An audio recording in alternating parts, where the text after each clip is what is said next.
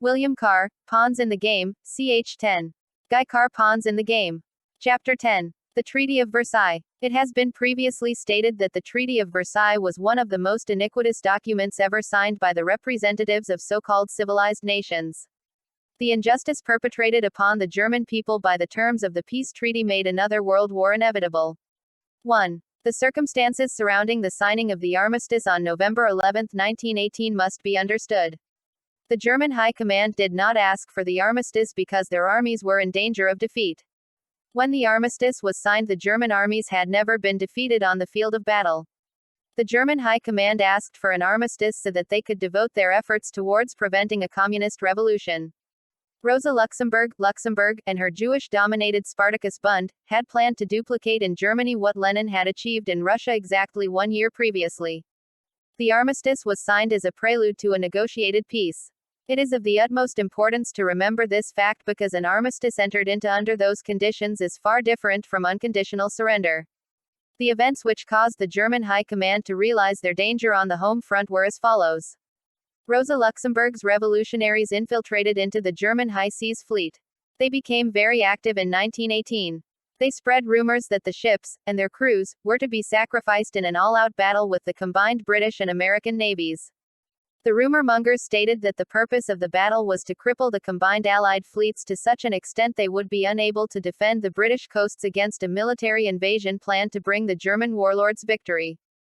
The communist cells exhorted the German seamen to mutiny because they claimed that the planned invasion of Britain was doomed to failure due to the fact that British scientists had developed a secret weapon. According to the rumor mongers, invading craft could, by the use of chemicals fired from guns ashore or dropped from planes, be surrounded by a sea of flames. Fire, heat, and lack of oxygen would create conditions in which nothing human could survive. The subversives argued that the only way to avoid such a fate was to bring about a revolution to end the war. The German seamen mutinied the 3rd of November, 1918. On November 7, a large body of Marines deserted while on their way to the Western Front. They had been told that they were going to be used to spearhead the rumored invasion of Britain. Meantime, uprisings had caused shutdowns in many German industrial centers. Subversives talked defeatism. Conditions deteriorated until, on November 9, the Kaiser abdicated. The Social Democratic Party immediately formed a Republican government. The armistice was signed November 11, 1918.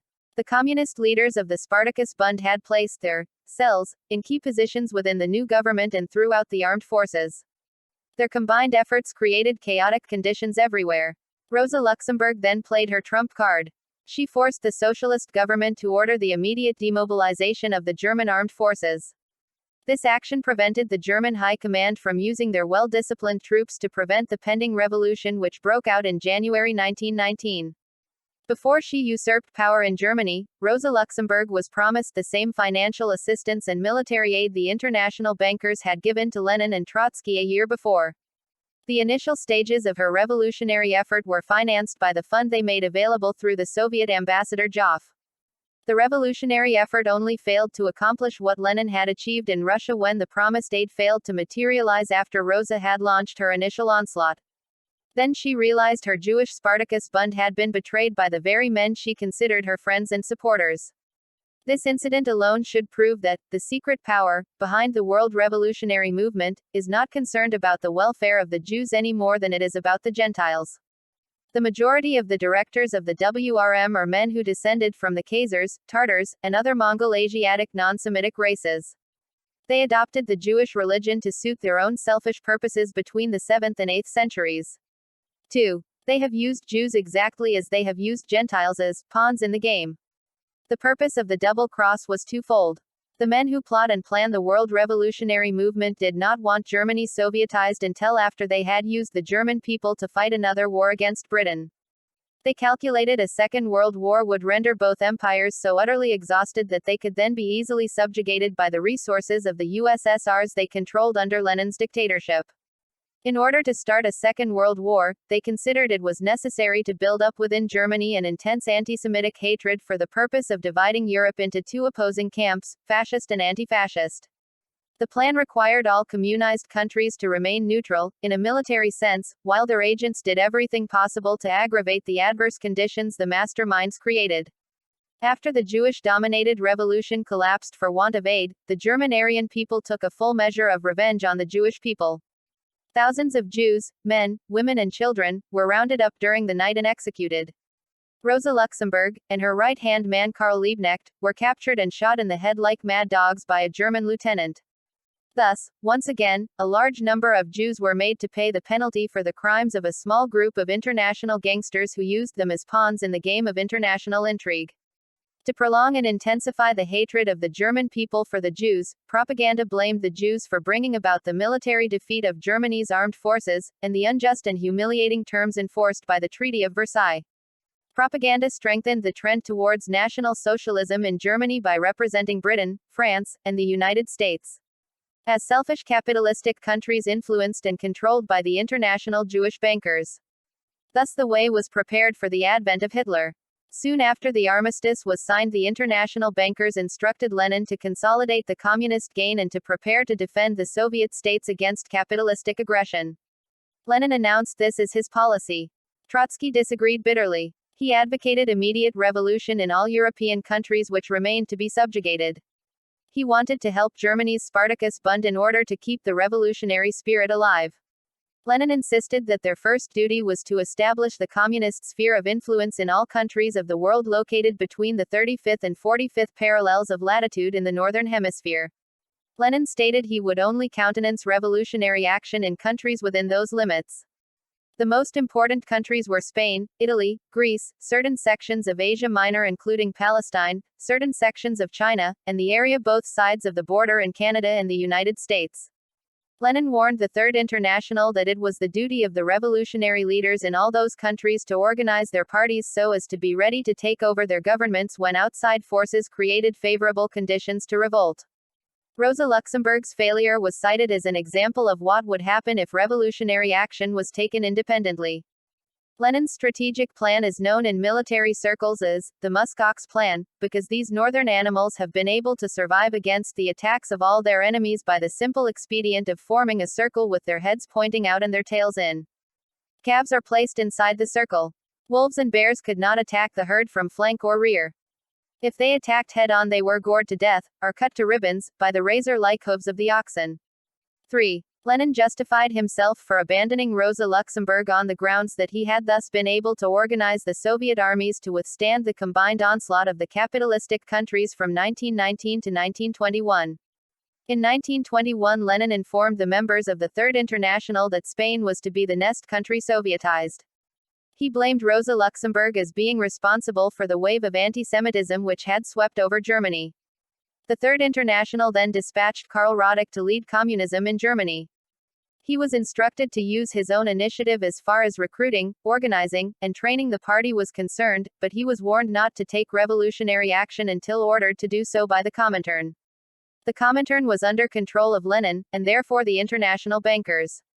Having settled internal conditions in Germany to suit their long-range plans, the international gangsters next turned their attention to Palestine. Palestine occupied a central geographical position in their overall plans for world conquest. In addition to that, they knew that world-famous geologists had located vast deposits of mineral wealth in the area around the Dead Sea. They therefore decided to sponsor political Zionism to further their twofold purpose. 1. To force the nations of the world to make Palestine a national home for the Jews so they would have a sovereign state which they would control by reason of their wealth and power. If their long-range plans matured to the extent of a Third World War, they could use their sovereign state to extend the control they exercised over the communized nations throughout the whole world. When this was accomplished, they would be able to crown the head of the group, king of the universe, and God upon this earth. 5. 2. They had to secure control of the $5 trillion worth of mineral wealth they knew was hidden in and around the shores of the Dead Sea. Events will show how they went about their dual purpose. After Britain, France, and the United States had been committed to form a national home for the Jews in Palestine, by the Balfour Declaration in April 1917, Lord Allenby was ordered to drive the Turks out of Asia Minor and occupy the Holy Land. The fact that Palestine was to be turned over to the Jews was not made known until after the Arabs had helped Allenby accomplish this task.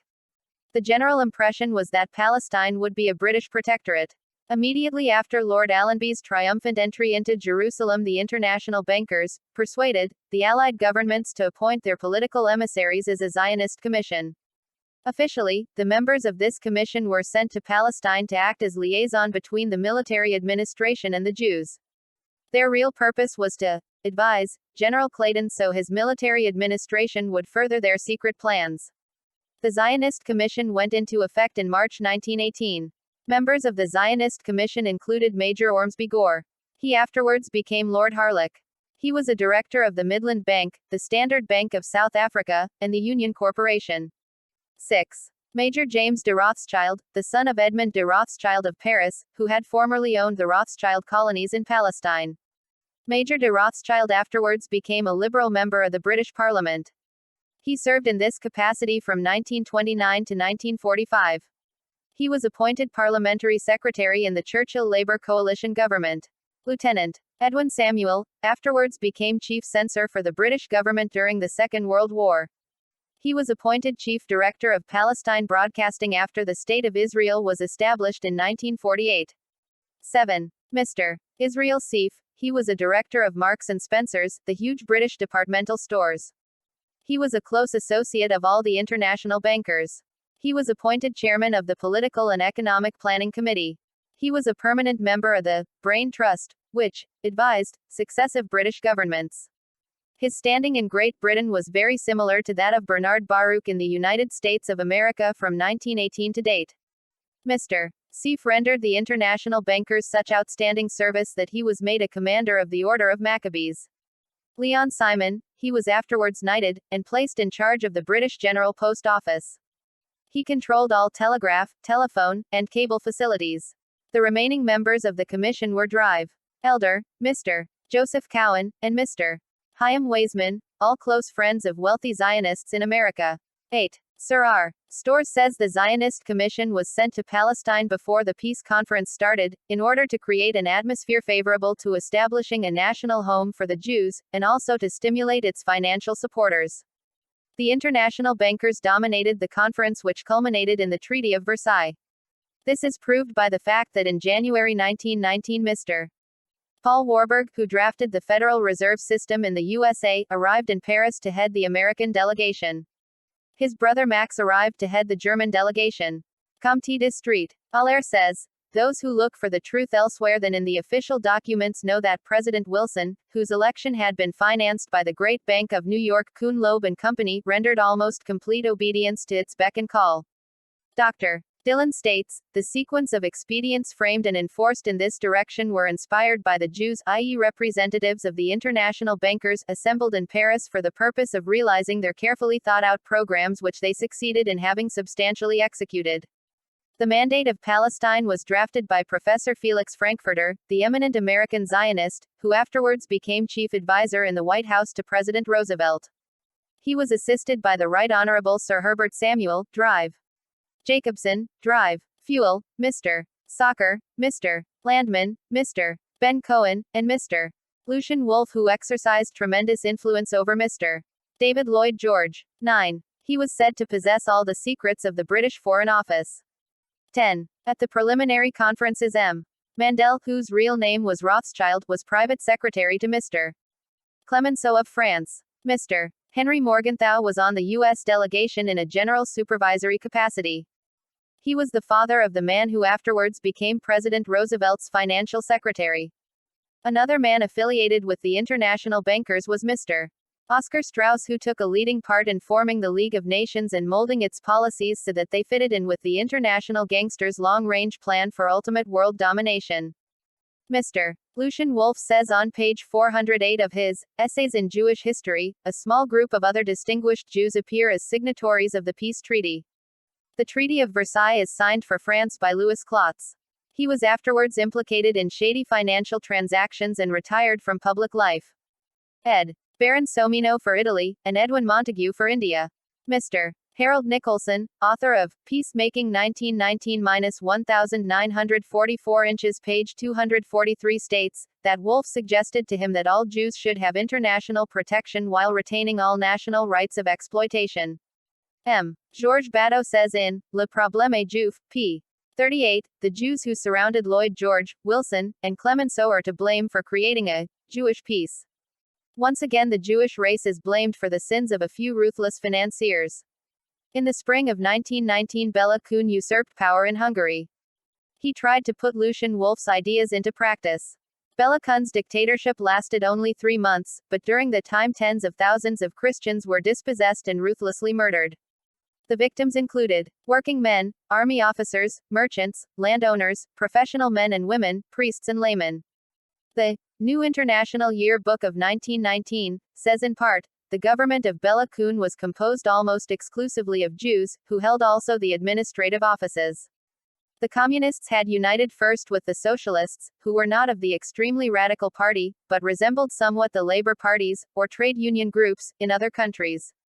Bela Kun did not, however, select his personnel from among them, but turned to the Jews and constituted virtually a Jewish bureaucracy.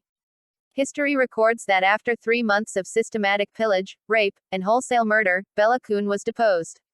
Instead of being executed, he was interned in a lunatic asylum.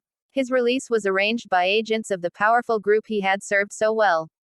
He returned to Russia and was put in charge of the Cheka, which terrorized the Ukrainians into subjection when Stalin was ordered to collectivize agriculture in the Soviets. 5 million peasants were starved to death for refusing to obey the edicts. Over 5 million more were sent to forced labor in Siberia.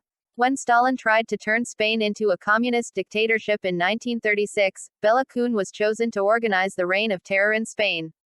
The power of the international bankers is well illustrated by an incident that happened during the preliminary conferences held in Paris in 1919. The negotiations tended to stray away from the policy set by the international bankers. Thereupon, Jacob Schiff, of New York, sent President Wilson, who was attending the Paris conference, a 2,000-word cable. He instructed the President of the United States what to do in regard to the Palestine Mandate, German reparations, Upper Silesia, the Sarre, the Danzig Corridor, and Fiume.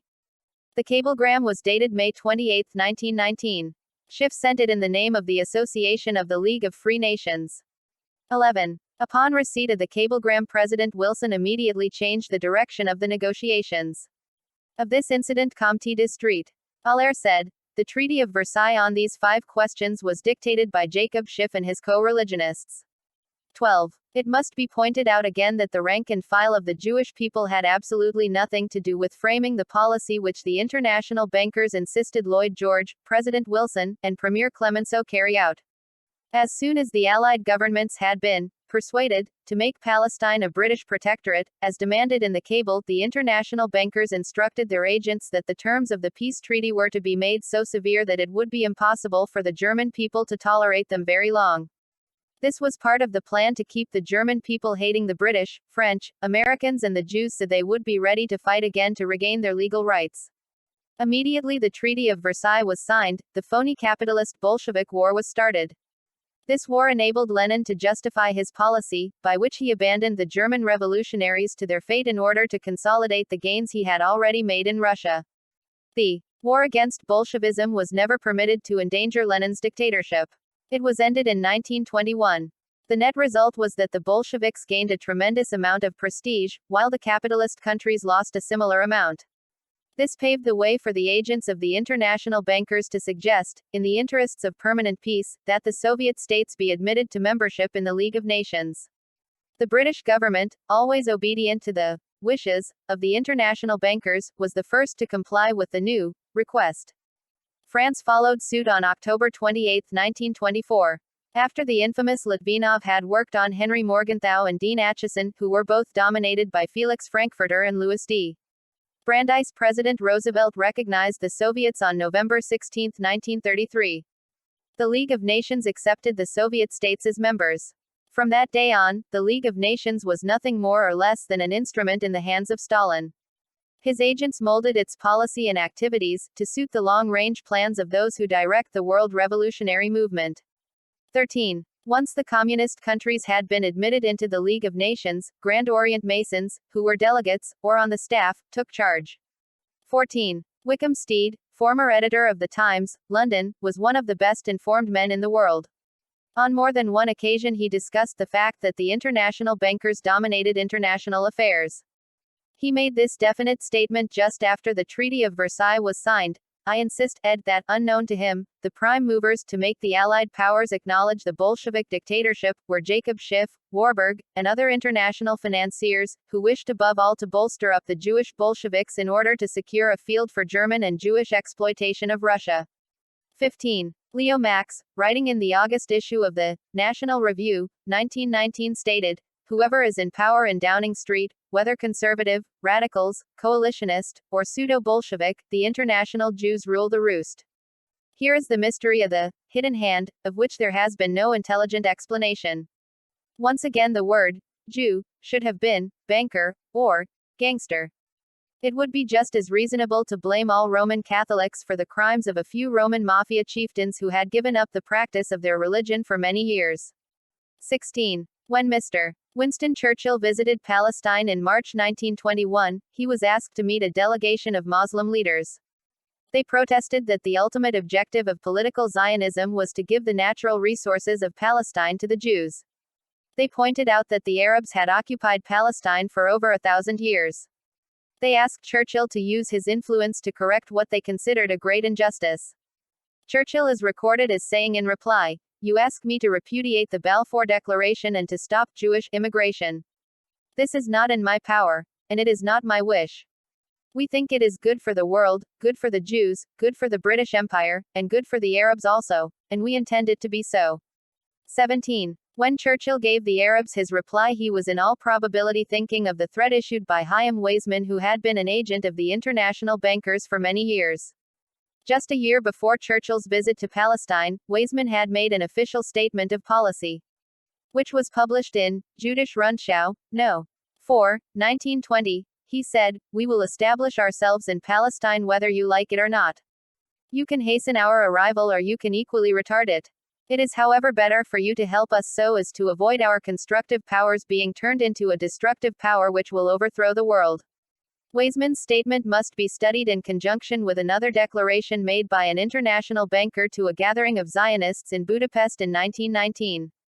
When discussing the probabilities of a supergovernment, he was quoted by Comte de Street Allaire as saying, "In the management of the New World we give proof of our organization both for revolution and for construction by the creation of the League of Nations, which is our work. Bolshevism is the accelerator, and the League of Nations is the brake on the mechanism of which we supply both the motive force and the guiding power. What is the end? That is already determined by our mission." 18. One world government. The two statements combined show the international extent of their secret ambitions. 8 years after I had finished this chapter of the original manuscript, the following report came into my possession through Canadian Intelligence Service. Because the statements made at the conference held in Budapest on January 12, 1952 supports my contentions made in 1944, and confirms the conclusions I had arrived at in 1924, I insert the report of the speech given in 1952 here verbatim. It was originally made available to an American publication, Common Sense, by Mr. Eustace Mullins, an authority on the Marxist conspiracy. 19. A report from Europe carries the following speech of Rabbi Emanuel Rabinovich before a special meeting of the Emergency Council of European Rabbis in Budapest, Hungary, January 12, 1952. "Greetings, my children. You have been called here to recapitulate the principal steps of our new program. As you know, we had hoped to have 20 years between wars to consolidate the great gains which we made from World War II, but our increasing numbers in certain vital areas is arousing opposition to us, and we must now work with every means at our disposal to precipitate World War III within 5 years. The goal for which we have striven so concertedly for 3,000 years is at last within our reach, and because its fulfillment is so apparent, it behooves us to increase our efforts, and our caution, tenfold. I can safely promise you that before 10 years have passed, our race will take its rightful place in the world, with every Jew a king, and every Gentile a slave." Applause from the gathering. You remember the success of our propaganda campaign during the 1930s, which aroused anti-American passions in Germany at the same time we were arousing anti-German passions in America, a campaign which culminated in the Second World War. A similar propaganda campaign is now being waged intensively throughout the world. A war fever is being worked up in Russia by an incessant anti-American barrage, while a nationwide anti-communist scare is sweeping America. This campaign is forcing all of the smaller nations to choose between the partnership of Russia or an alliance with the United States. Our most pressing problem at the moment is to inflame the lagging militaristic spirit of the Americans. The failure of the Universal Military Training Act was a great setback to our plans, but we are assured that a suitable measure will be rushed through Congress immediately after the 1952 elections. The Russian, as well as the Asiatic peoples, are well under control and offer no objections to war, but we must wait to secure the Americans. This we hope to do with the issue of antisemitism, which worked so well in uniting the Americans against Germany.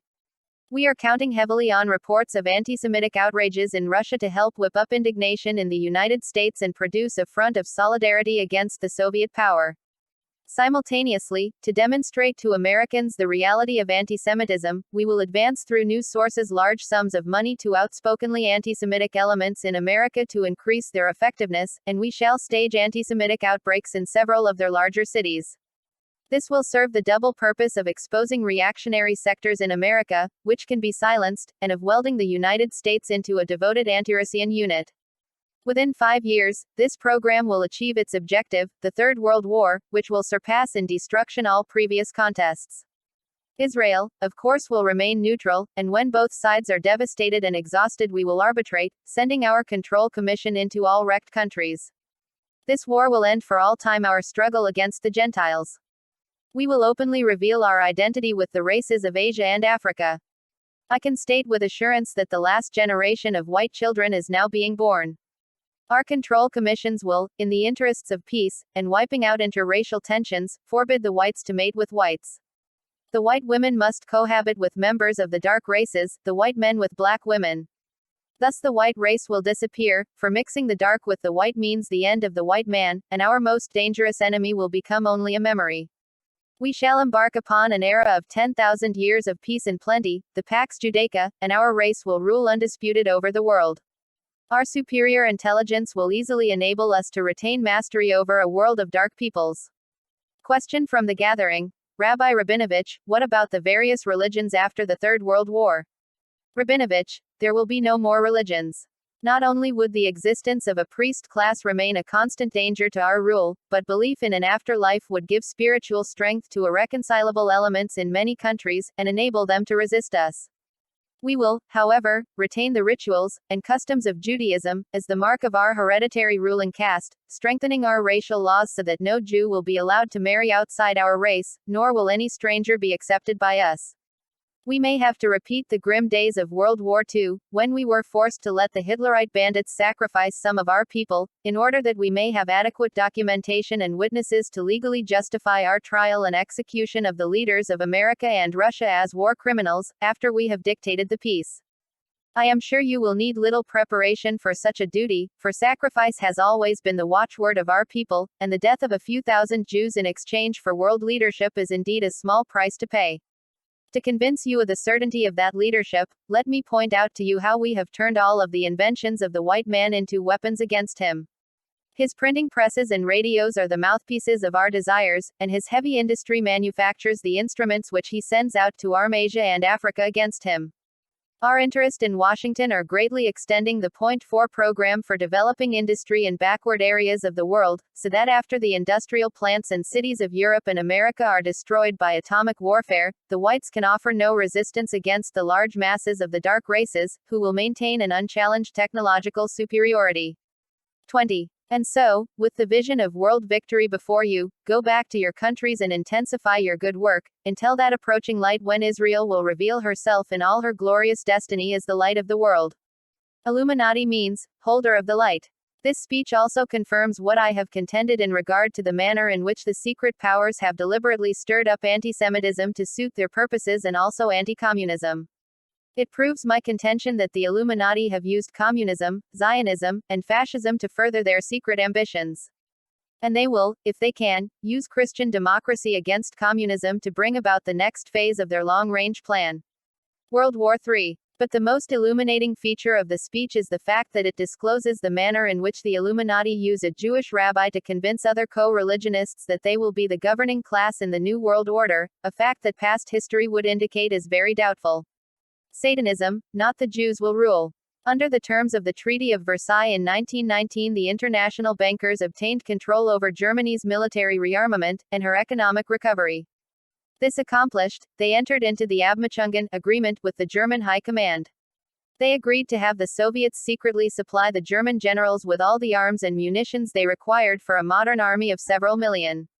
They also undertook to have the Soviet dictator place complete training facilities at the disposal of the Germans to enable them to train the number of commissioned and non-commissioned officers they would require to officer the new army they planned to bring into being when they considered the time was ripe. The vast building projects required to put the terms of the Abmachungens into effect were financed by the international bankers. 21. They thus enabled both communist and fascist countries to build up their economy and war potentials. The international bankers enabled the German High Command to evade all the military restrictions placed upon them by the Treaty of Versailles. 22. The vast Krupp munition and armaments plants built in the Soviets behind the Ural Mountains were named Munich. The German armament firms were granted every concession they asked for. International intrigue on such a lavish scale could only mean one thing. Those involved were preparing for World War II. The governments of the so-called Allied nations were kept fully informed regarding what was going on behind the scenes, as I found out when I visited London during the Conference on Naval Disarmament in 1930. This is only another proof that Disraeli spoke the truth when he said, "The governments elected do not govern." Thus history reveals that from 1920 to 1934 the secret power directed international intrigue in such a manner that the leaders of allegedly Jewish-dominated communism in Russia were working hand in glove with the leaders of allegedly Aryan-dominated Nazism in Germany. This phase of history is most complicated. It is difficult for the average citizen to understand. 23. Communism and Nazism have several things in common. Both are atheistic creeds which deny the existence of Almighty God. They both advocate war, hatred, and force, as opposed to Christ's policy of peace, love, and teaching. The leaders of both atheistic materialistic ideologies must therefore be agents of the devil. They further the diabolical conspiracy to win the souls of men away from loyalty and obedience to Almighty God. They both use a form of Grand Orient Masonry for proselytizing purposes. 24. The head of the Council of 33 is the president of the Top Executives Council of 13, previously referred to. Because the initiating ceremonies of all Grand Orient lodges require the candidate to swear he will acknowledge no other mortal is above the head of the organization, that head is automatically God on earth. The international bankers have always been the top executives of the Grand Orient Masonry since 1770. Aryan warlords have always been the top executive of the German lodges. They select their own successors. A review of history, 1914-1934, indicates 1. That the international bankers fomented World War I to bring about conditions favorable for revolutionary action and thus enable them to obtain undisputed control of the Russian Empire. 2. To remove the crowned heads of Europe. These rulers had to be removed before either group could achieve their totalitarian ambitions. 3. To force the British and French governments to agree to establish a national home for the Jews in Palestine. The government of Britain was forced to aid the international bankers' plan for the Bolshevik Revolution in Russia in 1917 in order to obtain their promise that they would bring America into the war on the side of the Allies. It can be assumed that SS Lusitania was sunk to provide the necessary incident to justify the changer of American policy, just as Pearl Harbor was used as an excuse for America to enter World War II. The original draft of the Mandate on Palestine reads, to turn Palestine into a national home for the Jews. It was altered at the last minute to read, to establish a national home for the Jew in Palestine. This was done to conceal the secret ambitions of the Zionists. The international bankers deliberately concealed the truth regarding the vast mineral deposits geologists had discovered in Palestine until after the governments of Britain, France, and the United States had agreed to their Mandate of Palestine. 26. The international bankers used Zionism to obtain control of a centrally located sovereign state from which they could extend the control they now exert over the USSRs, to cover the entire world. The conspirators managed international affairs between 1921 and 1934 so that Europe was divided into two camps, fascist and anti-fascist, in preparation for World War II. 1. The injustice perpetrated at Versailles was only exceeded by the agreements afterwards entered into Tehran, Potsdam, and Yalta. It will be proved that the same evil influences were at work in all negotiations. 2. See the Iron Curtain over America by Pro. John Beatty. Wilkinson Publishing Company, Dallas, Texas, pp. 15-16. 3 has shown how far this long-range plan has matured, and it explains why China was turned over to the communists. 4 This was Cunningham Craig previously mentioned. 5 The long-range plans published in Chapter 3 proves this is intended. 6 The directors of the Standard Bank helped bring about the Boer War in order to give them control of the gold and diamond fields in Africa. 7 It might have been more accurate to have given him the title of Chief Director of Propaganda for the International Bankers. 8 The importance of Palestine in the plans of those who direct the world revolutionary movement is such that several books have been written on the subject. People wishing to be better informed should read Palestine, The Reality, by J.M.N. Jeffries, The Palestine Plot by B. Jensen, Zionism and Palestine by Sir Ronald Storrs, who was first governor of Jerusalem, Geneva vs. Peace by Comte de Street. Allaire, who was at one time ambassador to the Palace of St. James, England, The Paris Peace Conference by Drive. Dillon, London 1919, Brief for Prosecution by Major C.H. Douglas. 9 Mr. L. Wolfe published Essays in Jewish History in 1934. 10 See Jewish Guardian June issue 1920. Also The Surrender of an Empire by Nesta H. Webster, page 357, 1933, and The Palestine Plot by B. Jensen, p. 60. 11 This league was financed, and dominated, by 5 American bankers. 12 See Geneva vs. Peace, p. 90. 13 For further particulars read Moscow's Red Letter Day in American History by W.M. Lever, in the August edition of the American Legion magazine. Also Trotsky's book entitled Stalin. 14 Read The Hidden Hand, page 28, by Colonel A.H. Lane. Nahum Sokolov, who was president of the Executive Committee of the Zionist Congress, said on August 25, 1952, The League of Nations is a Jewish idea. 15 Read Through 30 Years by Wickham Steed, London. Volume 2, pp. 301-302. 16 It was the references to The Secret Power and Hidden Hand by Steed, DePonson, Mrs.